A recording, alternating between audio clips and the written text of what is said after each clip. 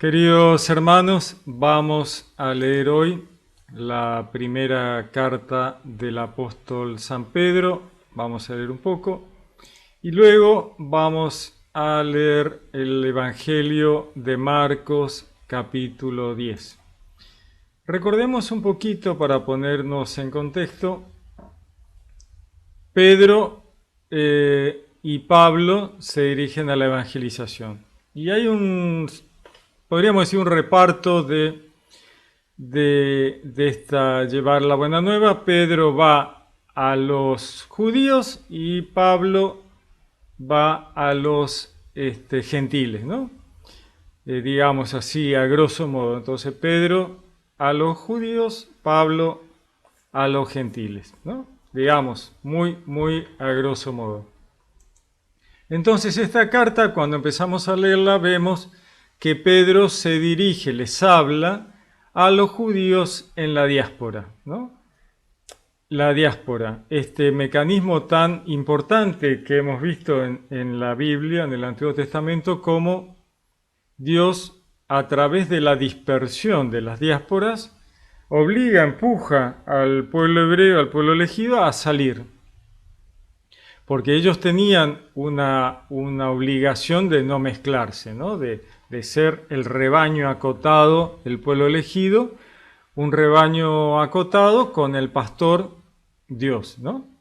Pero era necesario que ellos salieran y se mezclaran con las otras naciones, sin llegar a mezclarse del todo, pero sí a entrar en contacto con las otras naciones, con los otros pueblos, para llevar de esa manera la religión, las tradiciones, las enseñanzas y el Dios de los hebreos, ¿no? Entonces, vemos un montón de situaciones en las cuales los hebreos se ven obligados a salir de su tierra para mezclarse con los otros, aunque luego volvieran. De esta manera vemos que ahora en este momento Pedro les habla a los judíos en la dispersión, en la diáspora. Y el mismo Pablo, Saulo de Tarso, justamente era un judío que había nacido en la diáspora, ¿no? Que estaba afuera. Y por eso conocía también toda la gentilidad y se manejaba también con los gentiles. Así que aquí lo tenemos a Pedro hablándoles a los judíos en la dispersión. Vamos a leer. Pedro, apóstol de Jesucristo, a los que viven como extranjeros en la dispersión en el Ponto, Galacia, Capadocia, Asia y Bitinia, elegidos según el previo conocimiento de Dios Padre, con la acción santificadora del Espíritu para obedecer a Jesucristo y ser rociados con su sangre. A vosotros, gracia y paz abundantes. Interesante el saludo de Pedro, ¿no? Primero les dice, los saludo a ustedes, judíos, que viven en la dispersión, ¿no? A todos judíos o de las otras tribus, ¿no? Porque judío significa de la tribu de Judá y Benjamín. Pero bueno, están todas las otras tribus también en la dispersión y acá los saluda a todos, ¿no? Dice, elegidos según el previo conocimiento de Dios Padre.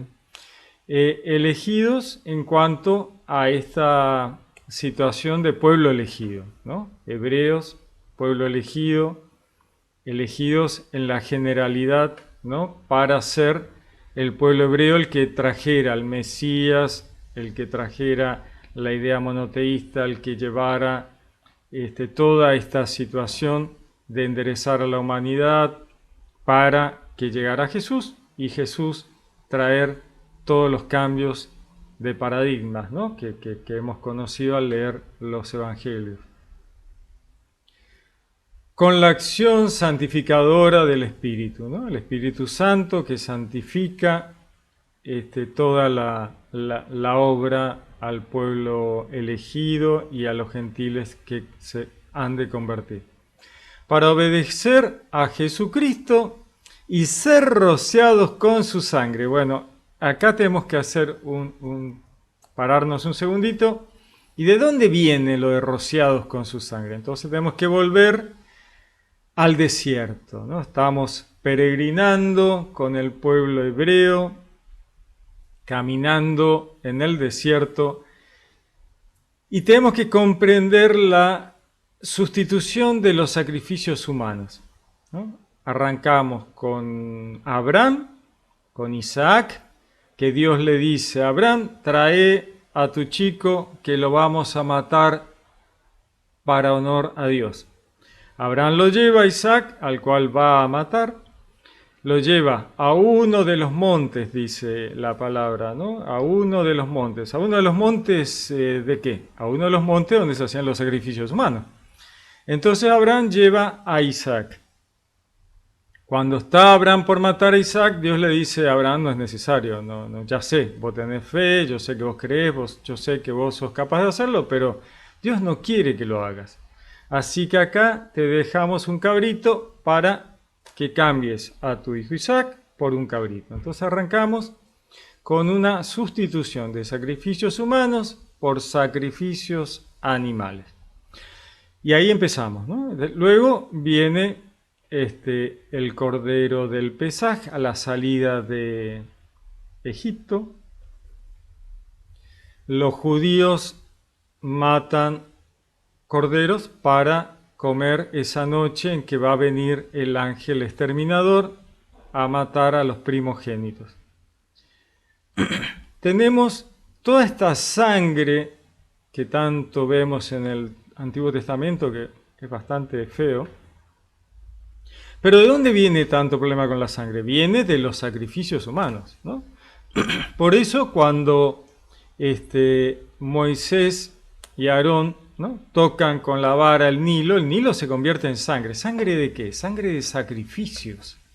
Sangre de sacrificios animales, sangre de sacrificios humanos realizados por los egipcios, ¿no? Nunca se habla de los sacrificios humanos realizados por los egipcios, pero hicieron muchos sacrificios animales, muchísimos. Había toda una industria de sacrificios en Egipto, ¿no? A cosa de locos.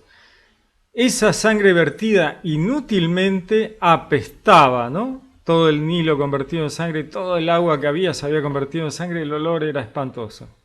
Bien, perfecto. Entonces, cuando va a venir el ángel exterminador, Dios le dice a los hebreos, pinten los marcos de las puertas con sangre de los corderos. ¿Para qué? Para que el ángel exterminador viera que en las casas hebreas la sangre no era sangre humana, era sangre de los corderos, ¿no? Los judíos, no eran judíos en ese momento, eran hebreos, los hebreos tenían sus manos limpias de sangre humana, ¿no? Era sangre de los corderos, no había sangre humana en sus sacrificios. Así que el ángel pasa y bueno, hiere a los primogénitos egipcios, que los egipcios sí estaban manchados de sacrificios humanos, ¿no?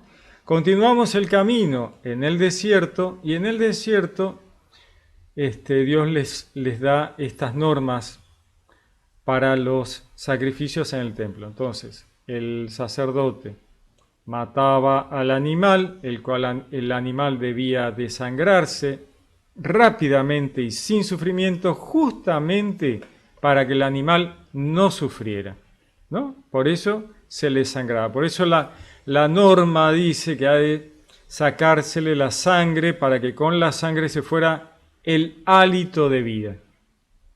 Porque si te sangran la sangre, se sacan la sangre, te morís. Lo mismo le pasa al animal. Si le sacan la sangre, el animal muere. Y muere rápido. O sea, la idea es que no sufra. Porque todo este tema de los sacrificios es una locura, es un delirio total. Dios tolera los sacrificios, Dios no quiere sacrificios, ¿no? Dice, misericordia quiero y no sacrificios. Así que Dios no quiere sacrificios, por lo tanto lo tolera para que esto sea paulatino y la gente vaya convenciéndose de que no es necesario. Entonces, ¿qué hace? Primero le da el tema de los sacrificios a una sola tribu, la tribu de Leví, a los levitas, para que solo ellos se ocupen de esta tarea tan fea de los sacrificios y que no se vea involucrado todo el resto de las tribus. porque si no al final estaría todo el pueblo hebreo haciendo sacrificio, lo cual está feo. Entonces, se ocupa uno solo, los levitas. Ellos, pobres, son encargados de esto, ¿no? De tener que hacer esta tarea tan fea. Entonces, ¿qué hacían? Bueno, primero, matarlo rápido al animal, desangrándolo, para que no sufriera, ¿no? Luego, esa sangre se arrojaba un poco sobre el altar y el resto sobre el pueblo. ¿Se imaginan? Que te caiga la sangre encima. Bueno, ¿para qué? ¿Cuál es el sentido de tirarle la sangre encima a la gente? Bueno, primero, que toda muerte tiene consecuencias, ¿no? Toda muerte clama al cielo, ¿no? Porque es una barbaridad. Dios nunca quiso que nadie matara a nadie. Entonces, esa sangre, supuestamente para remisión de los pecados, bueno, tiene consecuencias. Mataste un bicho, bueno, tiene consecuencias. Así que la sangre cae sobre vos. Y vos te vas a tener que hacer cargo, tarde o temprano, de esa muerte, ¿no? ¿Se entiende? Entonces, la sangre cae sobre la gente tiene que tomar conciencia de que esa muerte ha sido culpa de uno, ¿no? Que uno tiene que hacerse cargo, ¿no? Por otro lado, el espantoso olor a la sangre es horrible, ¿no? Toda esta situación para que uno diga, me voy a portar bien para no tener que derramar sangre, ¿no? Porque esa sangre es espantosa.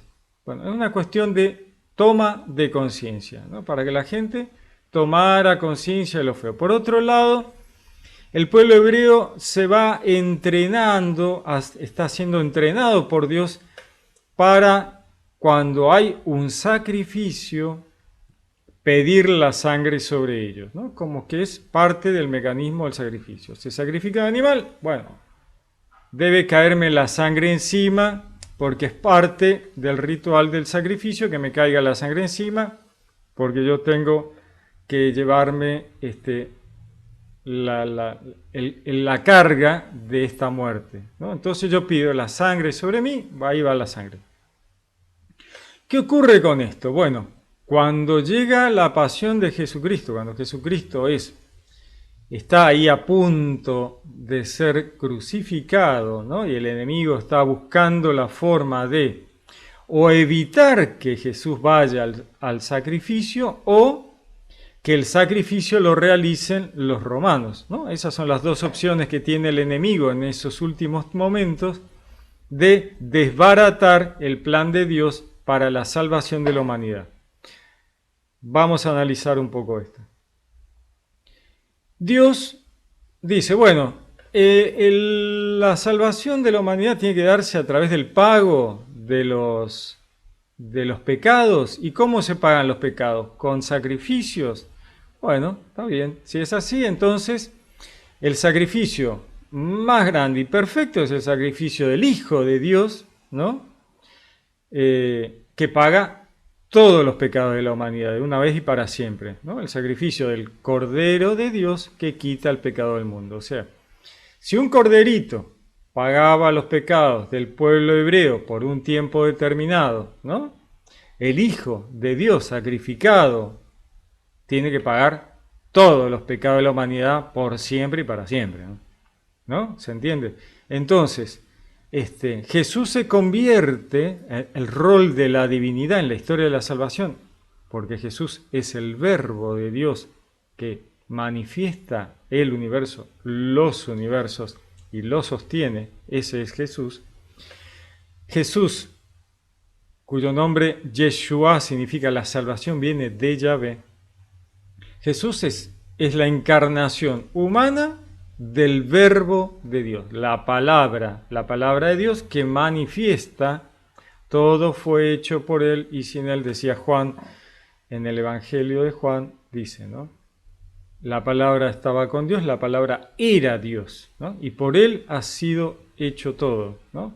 Jesús dice en el Apocalipsis, en las revelaciones de Juan, dice, ¿no? Yo soy el alfa y el omega, el principio y el fin, el todopoderoso. Jesús manifiesta y sostiene el universo. Él lo manifiesta y lo desmanifestará al final, cuando llegue el final de los tiempos del universo y la creación, ¿no? Para tal vez, quizás, volver a manifestar una nueva, no sabemos. pero Él es el principio, Él es el final y Él es el sostenedor. Bueno, ahí está caminando entre la gente, cumpliendo un rol en la historia de la salvación, que es la de ser el Cordero de Dios que quita el pecado del mundo y que debe ir al sacrificio. ¿Quién debe sacrificar al Cordero de Dios? ¿Cualquiera? No. ¿Los gentiles? No. ¿Los judíos? Sí, el pueblo hebreo. El pueblo elegido justamente para estas tareas trascendentales, de sacrificar al Cordero que va a quitar los pecados, ¿no? Entonces, ¿quién debe sacrificar al Cordero? ¿Los romanos? No, si los romanos sacrifican al Cordero, la cosa no termina y la cosa encima se agrava. La humanidad carga con un crimen mayor todavía, el de haber matado a Dios. Entonces, ¿quién debe cargar con el sacrificio del Mesías? Los judíos. Entonces los judíos que fueron entrenados, podríamos decir, por Dios durante toda la historia hebrea en que la sangre del Cordero cae sobre ellos, cuando llega ese último instante en que Pilatos dice, yo no veo nada de malo en este justo, ¿qué hacemos? Ustedes tienen la posibilidad de pedir a alguien y reemplazar, ¿no? Ustedes tienen acá una opción, pueden salvarlo a este justo, a Jesús, lo pueden salvar. Y ellos gritan, no, crucifícalo. Su sangre sobre nosotros y nuestros hijos. ¿No? El pueblo judío rociados con la sangre del Cordero. ¿Ven lo que está diciendo Pedro aquí? O sea, el pueblo hebreo pide sobre ellos la sangre del Cordero. Su sangre sobre nosotros y nuestros hijos. Y de esa manera el pueblo hebreo, el pueblo judío, libera a la humanidad gentil del peso de la carga, de las consecuencias de matar a Dios, ¿no? Porque Jesús es Dios. O sea, el Cordero de Dios debe ser sacrificado por el pueblo hebreo. Y es justamente lo que hacen los judíos, sin pensarlo, ahí en el momento. Su sangre sobre nosotros. La sangre del Cordero. Como es normal y natural. Perfecto. De esa manera se desbaratan los planes del enemigo de frenar el plan de Dios de salvación de la humanidad, ¿no? Porque él trataba de que los romanos mataran a Dios. Pero Pilato deja bien claro, muestra sus manos limpias, dice, mis manos están limpias de la sangre de este justo. Yo no tengo nada que ver. Esto es un tema de ustedes. Ustedes deciden a quién salvan y a quién matan. Es genial, ¿no? Y ahí se jugaba la salvación, ¿no? Se jugaba la salvación. El enemigo no afloja, ¿no? Él sigue, persiste, ¿no? Cuando Jesús ya está crucificado, le dice, si sos hijo de Dios, bajate, ¿no? O sea, él trata hasta último momento, ¿no? Está desesperado para que la humanidad no sea salvada. Bueno, de este tema de ser rociados con su sangre es esto que hablábamos, ¿no? Dice, a vosotros gracia y paz abundantes. Continúa el texto, ¿no? Bendito sea el Dios y Padre de nuestro Señor Jesucristo, quien, por su gran misericordia, mediante la resurrección de Jesucristo de entre los muertos, nos ha reengendrado a una esperanza viva, una herencia incorruptible, inmaculada e inmarcesible, reservada en los cielos para vosotros, a quienes el poder de Dios, por medio de la fe, protege para la salvación, dispuesta ya a ser revelada en el último momento, ¿no? Acá Pedro les lleva la buena nueva, ¿no? La buena nueva. De que Jesucristo, ¿no? Quien por el Padre, por su gran misericordia, ¿no? Y Jesucristo, mediante la resurrección de Jesús, de entre los muertos, dice, nos ha reengendrado, o sea, ¿no? Como si nos hubiera vuelto a nacer, lo que decía Jesús. Hay que volver a nacer del cielo, ¿no? A una esperanza viva, una herencia, ¿no? Lo que vamos a recibir, incorruptible, ¿no? Lo que decía el apóstol Pablo, ¿no? De que lo corruptible se debe revestirse de incorruptibilidad, ¿no? Y que lo mortal se revista de inmortalidad, ¿no?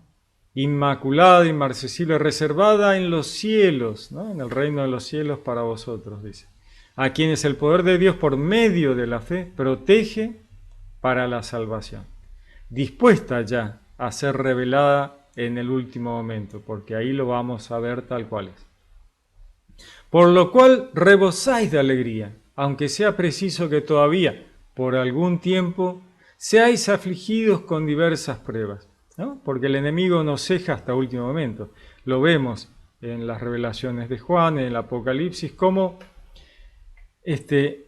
la humanidad es probada y una y otra vez, y a medida que la gente se va convirtiendo, Dios la va llevando al cielo, ¿no? Esa es una imagen hermosa de las revelaciones de Juan en el Apocalipsis, cómo todo es para llevar a la gente al cielo, para que se conviertan, para poder ya quedarse en el cielo, cantando alabanzas, disfrutando de la felicidad, estando con Dios, ¿no?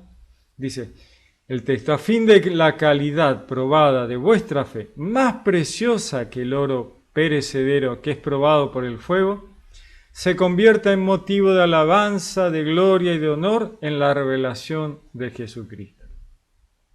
A quien amáis sin haberle visto, en quien creéis, aunque de momento no le veáis, rebosando de alegría inefable y gloriosa, y alcanzáis la meta de vuestra fe, la salvación de las almas. Palabra de Dios, ¿no? Esto de que amamos a Jesús sin haberle visto. Creemos, ¿no? Aunque por el momento no le veamos, rebosando de alegría y gloria, ¿no? Alcanzáis, dice, la meta de vuestra fe. ¿Cuál es la meta de la fe? La salvación del alma, ¿no? Que la muerte segunda no tenga poder sobre la humanidad, ¿no? Lindo, muy lindo. Vamos a leer ahora el Evangelio de Marcos, capítulo 10. Seguimos a partir del versículo 17, que nos dice. Se ponía ya en camino Jesús, ¿no? Cuando uno corrió a su encuentro y arrodillándose ante él le preguntó, Maestro bueno, ¿qué he de hacer para tener en herencia vida eterna? Jesús le dijo, ¿por qué me llamas bueno? Nadie es bueno sino solo Dios, ¿no? Es interesante lo que le dice Jesús, ¿no? Jesús, recordemos, ¿no? Jesús es el Verbo encarnado en un rol de la divinidad que es la encarnación humana, completamente humana. Entonces le dice, mira, no me llames maestro bueno, porque yo soy tan humano como vos, ¿no? Entonces, bueno, Dios, ¿no? La divinidad, ¿no? Jesús está encarnando un rol. Yeshua, el Verbo encarnado, ¿no? Entonces él está hablando desde ese lugar, ¿no? Yo soy una encarnación, soy tan humano como vos, ¿no? Aunque es tan Dios como Dios, ¿no? Jesús le dijo, ¿por qué me llamas bueno? Nadie es bueno sino solo Dios. Ya sabes los mandamientos, ¿no? No mates, no cometas adulterio, no robes, no levantes falso testimonio, no seas injusto, honra a tu padre y a tu madre, ¿no? Jesús le está recordando a este judío, a este muchacho, esta persona, los mandamientos. Dice, ya sabes los mandamientos, ¿no? Como diciéndole, vos sabés qué es lo que tenés que hacer, ¿no? ¿Por qué me preguntas? Entonces él le dijo, Maestro, todo eso lo he guardado desde mi juventud.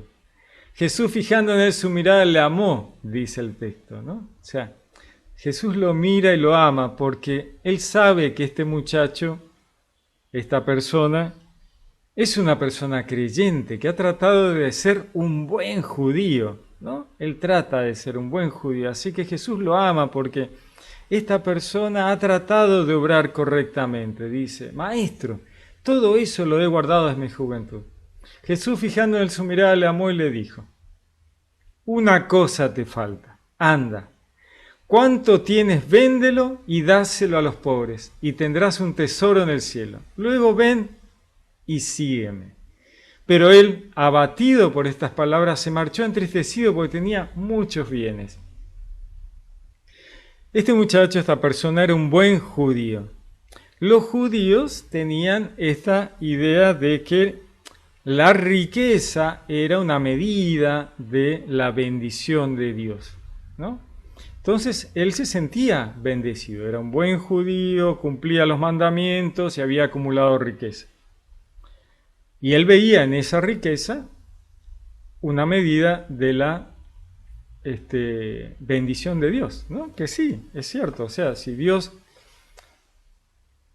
te bendice en tu vida, ¿no? Algunos quieren tener dinero, hay una cuestión de vivir bien, qué sé yo, ¿no es cierto? Uno puede pensar, ¿no? Que vivir bien sin necesidades a veces es una cuestión de cada uno, ¿no? El nivel de necesidades, ¿no? Hay gente que realmente se pasa de rosca con las necesidades de dinero y realmente termina en una riqueza que no tiene sentido, ya pasada para el otro lado y ya eso termina jugándole en contra, ¿no? O sea, hay un límite, la riqueza tiene que tener un límite. Cuando vos te pasás, ya has perdido el rumbo, ¿no? Entonces, esa riqueza extrema produce todo tipo de males a los otros y poco puede hacer para tu salvación, ¿no? Porque ya está basada en explotación, en avaricia, en codicia, ¿no? Entonces, hay un límite ahí donde se pasa y la cosa se desbarrancó, ¿no? Entonces Jesús lo mira, lo ama a esta persona y le dice, mirá, te pasaste de vueltas, ¿no? Anda, agarrá todo eso que tenés, que para lo que vos estás viviendo, estás viviendo para la riqueza, y te está haciendo un freno. Vendelo, dáselo a los pobres, vas a tener un tesoro en el cielo. Luego ven y sígueme, ven conmigo, ¿no? Dice, y él, abatido por estas palabras, se marchó entristecido porque tenía muchos bienes.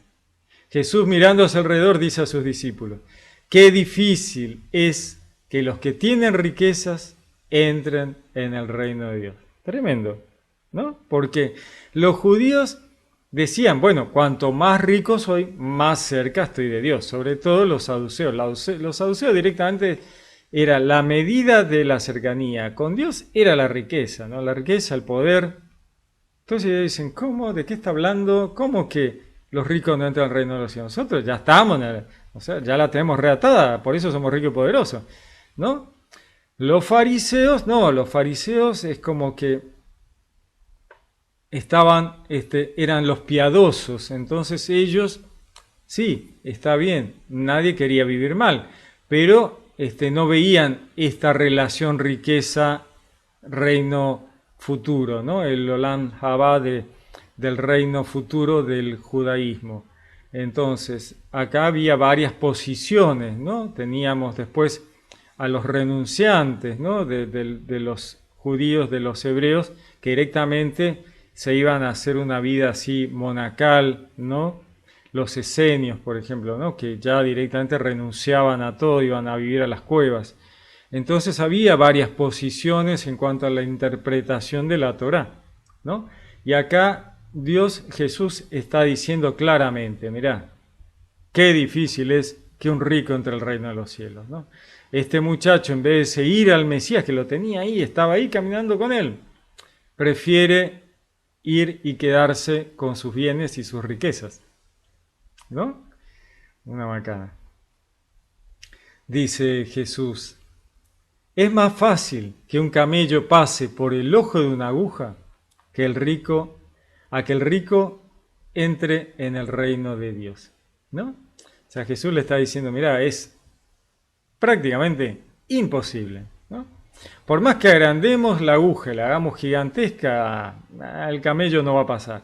Y aunque digamos, no, el camello no era camello, era una soga gruesa con lo que se ataban los barcos, bueno, no hay forma de pasar. Una soga para barcos por el ojito de una aguja. Entonces decimos, no, pero se le llamaba la puerta que estaba en las entradas de las ciudades, era la puerta chiquita, ¿no? Porque con tal de hacer pasar un rico por el ojo de la aguja, vamos cambiando la interpretación. No, Esto se habla de la puerta chiquita de la entrada de las ciudades. Bueno, para que el camello pase por la puerta chiquita de la entrada de la ciudad, y bueno, había que sacarle todo lo que el camello llevaba. De última, pasar el camello pelado, solito, no sé, está difícil, ¿no? Dale vuelta, pero acá está clarísimo. Los ricos van a quedar afuera dando explicaciones, eso es todo. Por más que le busquemos la vuelta, ¿no? Es así.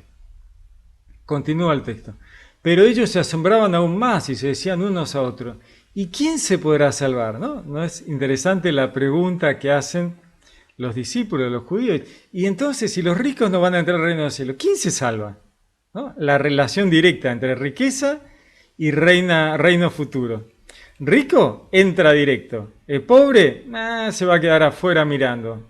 No es así. Jesús invierte, da vuelta a esta lógica y dice, bienaventurados los pobres, porque de ellos el reino de los cielos. Y los judíos dicen, ¿de qué está hablando? Está dando vuelta a todo. ¿Cómo? ¿Cómo que entonces? ¿Cómo? ¿Estuvo todo mal antes? ¿Qué pasó? ¿No? Y ahí vemos la misma pregunta otra vez. ¿Cómo? ¿Y quién se podrá salvar? Jesús, mirándolo fijamente, dice, para los hombres, imposible, pero no para Dios, porque todo es posible para Dios. Palabra del Señor, ¿no?